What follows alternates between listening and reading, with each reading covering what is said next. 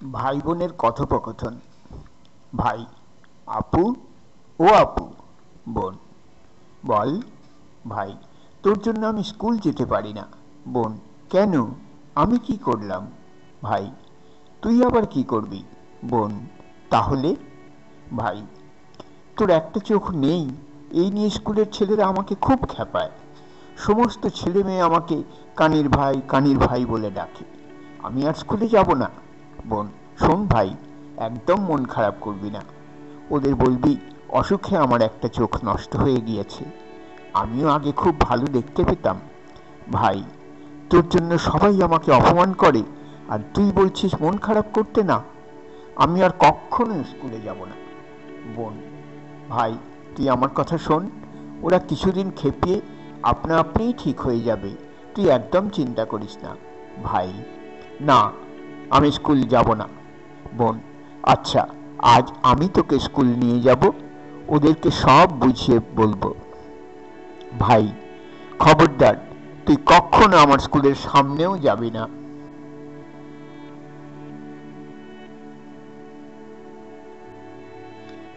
তাহলে আমি জীবনেও তোর সাথে কথা বলবো না। এটা বলেই শুভ হনহন করে বেরিয়ে গেল। শুভ ফিরল বিকেলে। এসে দেখে ওর মা দাঁড়িয়ে আছে। শুভ গাল ফুলিয়ে ঘরে ঢুকলো। মা: শুভ? ভাই: হুম। মা: আজ সারাদিন ভাত খাইছিস? ভাই: না। মা: মন খারাপ? ভাই: হুম। মা: ভাত খেয়ে তোর আব্বুর সাথে দেখা করে আয়, উনি তোকে ডাকছিল। ভাই: ভাত খাবো না। মা: তাহলে যা, তোর আব্বুর সাথে দেখা করে আয়। শুভ উঠে গেল। ভাই: বাবা, দেখেছ? বাবা: আয় বেটা আয়, তুই নাকি আজ সারাদিন ভাত খাসনি? ভাই: হুম। বাবা: কেন, মন খারাপ? ভাই: হুম, অনেকটা। বাবা: মন খারাপ হলেও ভাত খাওয়া জায়েজ আছে, যা ভাত খেয়ে আয়। ভাই: না, খাবো না। বাবা: সত্যি খাবি না? ভাই: হুম। বাবা: আচ্ছা যাক, খাওয়া লাগবে না, আজ সন্ধ্যায় আমরা সবাই বাইরে খাবো, ঠিক আছে? ভাই: না, আমি যাব না। বাবা: কেন যাবি না? তোর আপু যাবে বলে? ভাই: হুম। বাবা: আচ্ছা, ওকে, তোর আপুকে নিব না, এবার খুশি তো? ভাই: হুম। বাবা: যা, তোর মাকে বল রেডি হতে, তুইও রেডি হয়ে নে। ভাই: সন্ধ্যা হতে তো এখনো অনেক দেরি। বাবা: তাও ঠিক। আচ্ছা, এক কাজ কর, এখানটায় বস, তোকে একটা গল্প বলি। গল্প শুনবি তো? ভাই: হুম, শুনব। বাবা: শোন তাহলে। অনেক বছর আগের কথা, প্রায় 24-25 বছর আগে, একটা দম্পতির কোনো সন্তান হচ্ছিল না। তারা সন্তানের আশায় অনেক কিছু করল। শত সাধনার পর এক চাঁদনি রাতে বিধাতা তাদের কথা শুনলেন। তাদের কোল জুড়ে তিনি অপরূপ সুন্দর এক কন্যা সন্তান দিলেন। মেয়েকে দেখে সবাই অবাক। এ তো সুন্দর কোনো মানুষ হয়, এই মেয়েটা মানুষ নাকি অন্য কিছু? তাই দম্পতির ছোট্ট ঘর ক্ষণিকেই আলোতে ভরে গেল। চাঁদনি রাতে জন্ম বলে তাই মেয়েটার নাম রাখা হলো চাঁদনি। ধীরে ধীরে মেয়েটা বড় হতে লাগলো। শরীরের সাথে সাথে মেয়েটার রূপও পাল্লা দিয়ে বাড়তে লাগলো। তাই দম্পতির আর কিছুই চাওয়ার ছিল না। এত সুন্দর মেয়ে যাদের থাকে তাদের আর কিচ্ছু লাগে না।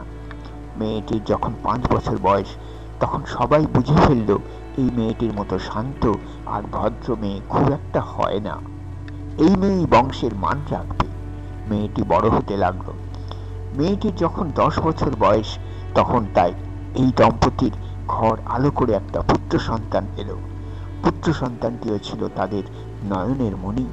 আর বোনটি তার ভাইকে এতটা পছন্দ করত যে তা দেখে মা বাবারই মাঝে মাঝে হিংসে হতো। এভাবেই চলছিল ওই দম্পতির জীবন। ছেলেটির বয়স যখন 5 বছর, তখন একদিন হঠাৎ করে খাট থেকে পড়ে গিয়ে ভীষণ ব্যথা পায় ছেলেটি। ব্যাপারটিকে খুব গুরুত্ব দেয়নি কেউই। ধীরে ধীরে সমস্যাটা গাঢ় হয়ে দাঁড়ায়। ছেলেটি চোখে ঝাপসা দেখতে শুরু করে।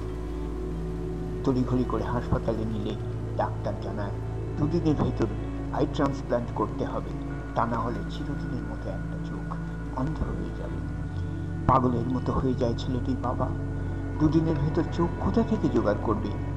কোনো উপায় না দেখে মাথা নিচু করে বসে থাকে হাসপাতালের করিডোরে।